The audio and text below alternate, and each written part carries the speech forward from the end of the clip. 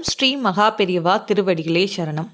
பெருமாளை நினைத்து இந்த ஒரு வார்த்தையை மட்டும் தினமும் நீங்க சொல்லி பாருங்க. உங்க வீட்ல இருக்கிற எப்படிப்பட்ட பணத்தடைகள், பண கஷ்டங்கள் இருந்தாலும் அது அத்தனையுமே நீங்கும். அத பத்தின தகவல தான் நம்ம இப்ப பார்க்க இருக்கிறோம். இதே மாதிரி அடுத்தடுத்த ஆன்மீக தகவல்கள் தெரிஞ்சுக்கணும் அப்படின்னா மறக்காம நம்ம சேனலை சப்ஸ்கிரைப் பண்ணிட்டு வாட்ச் பண்ணுங்க.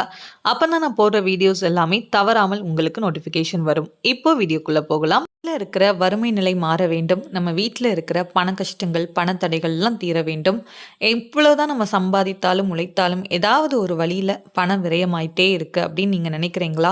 அந்த பண விரயம் எல்லாமே தீரணும் அப்படின்னு சொல்லிட்டு நீங்கள் பெருமாளையும் மகாலட்சுமி தேவியையும் நீங்கள் வழிபட்டு வந்தாலே உங்கள் வீட்டில் இருக்கிற எந்த விதமான பண கஷ்டங்களாக இருந்தாலும் நிச்சயமாக அது அனைத்தும் மாறும். சரிங்க, இப்போ பெருமாளை நினைத்து இந்த ஒரு வார்த்தையை மட்டும் நீங்கள் தினமுமே சொல்லுங்க. கண்டிப்பாக பெருமாளுடைய அருள் நிச்சயமாக நமக்கு கிடைக்கும்.